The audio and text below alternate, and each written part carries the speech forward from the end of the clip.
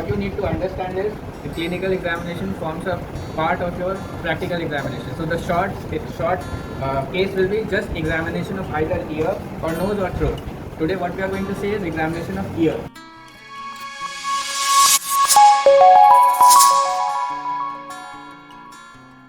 For examination of ear, we have certain standard instruments in ENT. One of them is your head mirror and bull's eye lamp, right? So before starting examination, you have to know your weapons. So this is your weapon, the head mirror. So this head mirror consists of three parts: the headband, hinge, and the mirror, right? What is important about this mirror is it is a concave mirror with a focal length of 23.6 inches, 23.6 centimeter or 9.5 inches. What is the importance of this?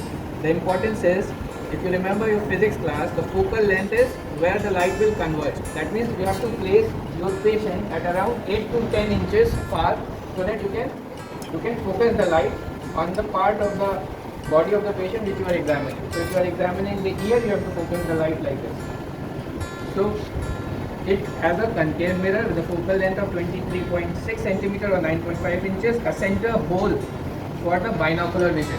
By binocular vision, what I mean is we humans have got a vision that has a characteristic that you can see with the two eyes but one image. So this binocular, you have to focus such that through this hole you can see only one image with the both eyes, right? This is around a 2 centimeter hole. Now coming to our bull's eye lamp, this is another instrument which is a light source. This head mirror does not have light of its own, so you have to use the light that will be reflected by this concave mirror. So this bull's eye lamp has a hinged bulb, right? So it gives you a warm yellow light for examination. This bull's eye lamp also has a lens, and this lens is convex lens, right? This lens is convex lens of 30 to 40 centimeter focal length. This is concave lens, right? So the difference is convex and concave light. Now, once you are done with your instruments, the next thing is how you are going to focus the light and what all you will be seeing, right? You will be seeing. So you come this way. If you come this side, it will be better, right? So the next step is to focus the light for examination. So initially what you can do is you can put the mirror part on the right side, right, to focus, and you can adjust the bull's eye lamp. Another important thing is this bull's eye lamp is always placed on the left of the patient, right? So this is the right of the patient, this is the left. You have to place it on the left. The patient's shoulder and your shoulder should be at the same level, and this bull's eye also should be at the ear level, eye level.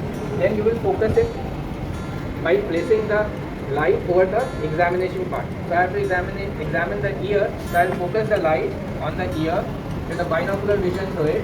And what all to examine?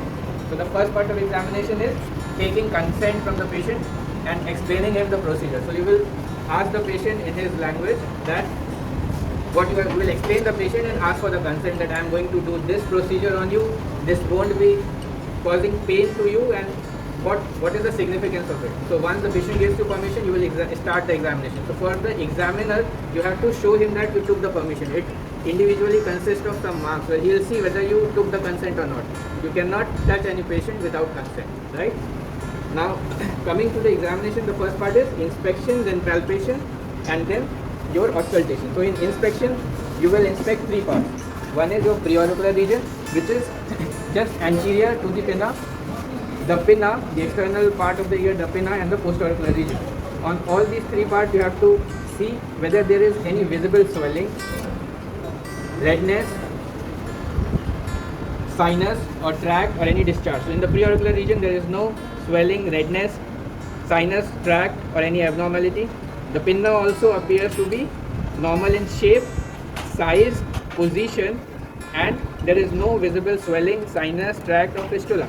Similarly, on the postauricular region, there is no any visible swelling, sinus, tract, fistula, or any pulsation, right? So this is the inspection. Now you are going to do the palpation. By palpation, you will touch and you will see whether there is any tenderness. So tenderness is a sign. Pain is a symptom. Tenderness is a sign that you will elicit by touching it or by pressing it. So if on pressing patient complains of pain, that means the tenderness is there. So you will say there is tenderness in the preauricular region. So any tenderness, rise of temperature, sinus, tract, fistula, or swelling. So all the parts again. So there is no tenderness, sinus tract, fistula or any swelling or redness in the preauricular region. Pinna is also normal in shape, size, position, no swelling, sinus tract, tenderness. Now you can see the tenderness, and similar for the postauricular region. One important thing is this tragal tenderness. So what is this tragal tenderness? This tragal tenderness is an important, very important sign. What does it signify? It signifies that there is inflammation of the external auditory canal, right? So once you press the tragus like this, and if your patient complains of pain, that means tragal tenderness is present. So tragal tenderness will signify infection of the external auditory canal or otitis externa. So your tragal tenderness might not be present in chronic otitis media, but will be present in external, means otitis externa. So this tragal tenderness is an important sign that you need to elicit while you do the palpation. And then you have to see the inside of the ear. So inside of the ear starts with the examination of external auditory canal. So for this examination of the external auditory canal and the tympanic membrane, you have to do a maneuver. This maneuver is pulling the pinna backward, upward and laterally, right? So once you do this, your pinna, your external auditory canal will come in line and you will be able to see the tympanic membrane. So right now I am able to see the tympanic membrane, and what all I can say is the external auditory canal is normal looking, some blood stains are there, and the tympanic membrane shows a perforation in the pars tensa. So basically you have to see the external auditory canal, whether there is any debris, swelling, redness, any polyp, and if everything is okay, you will be able to see the tympanic membrane. So once you see the tympanic membrane, you have to define the tympanic membrane. If it is normal, it will be whitish to greyish looking tympanic membrane or a pearl like tympanic membrane with cone of light in the anteroinferior part, a normal pars flaccida and the pars tensa. Now the point is how you will understand which is pars flaccida and which is pars tensa. So there is a delineation line, that is above the anterior and the posterior malleolar fold, whatever part of tympanic membrane is there is pars flaccida. Below this anterior and posterior malleolar fold, whatever is there is that, right? So you have to see whether pars flaccida and tensa are normal, whether the tympanic membrane is intact, or whether there is any perforation or retraction in the pars tensa or flaccida, right? So you have to comment about it. The significance is if there is any perforation or retraction in the pars tensa, that signifies a safe chronic otitis media. That means mucosal variety of chronic otitis media. If there is any pathology in the pars flaccida, it signifies an unsafe chronic otitis media, right? Now one MCQ that can be asked is, what is the classification for pars tensa retraction? So anybody, pars tensa retraction classification is SADAS classification. How you remembered it? Tensa. Tense is SAD. So pars tensa is SADAS and pars flaccida is TOS classification, right? So if there is any retraction, then you have to comment about the retraction in pars tensa or flaccida. If there is perforation, you have to comment one more thing. Now you show me. So you have to comment about, if there is perforation, you have to comment about the middle ear mucosa. How the middle ear mucosa is looking, whether the mucosa is edematous, whether it is congested, or whether you can see any ossicles or not.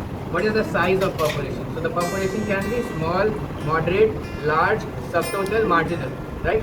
So there can be central perforation, or the central perforation is a perforation that is there in the pars tensa. So there are two types of perforation, either central or marginal, right? In central perforation, your pars tensa, the perforation will lie in the pars tensa, and it can be further divided into small, moderate and large. What is there in the marginal?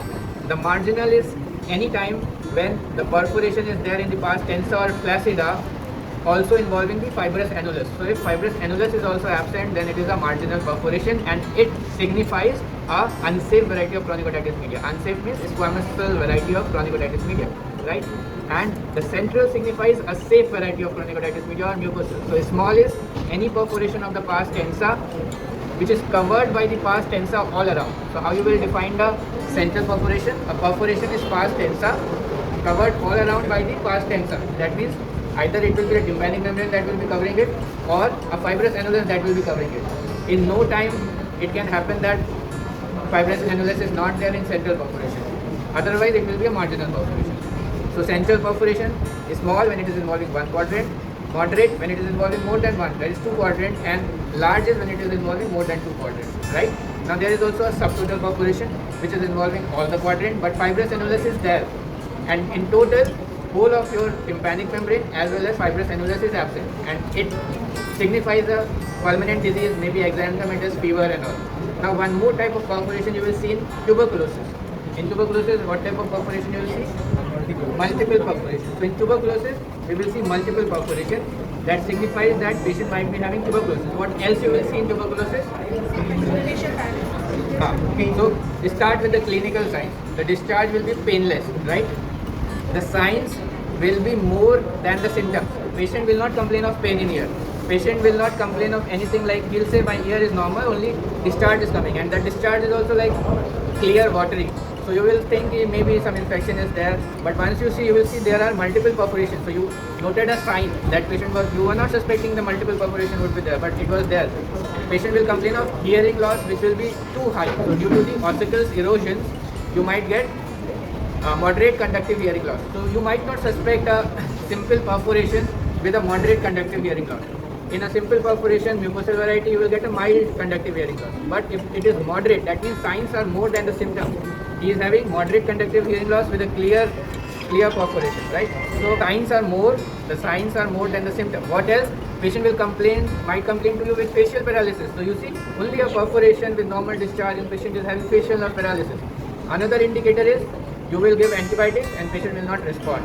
So that means there is something wrong that is going. You have to suspect, you have to keep in mind that tuberculosis might be there. You have to include a tuberculosis history, a family history of tuberculosis, any prior history of tuberculosis in patient. And then you have to send that discharge for the ZN staining and tuberculosis. You have to do the investigations and treat him on anti-tubercular medications, right? So you have to always keep in mind the different differential diagnosis once you are seeing a ear case. So this was only the inspection and the examination part. We can do the other parts in later class. Thank you.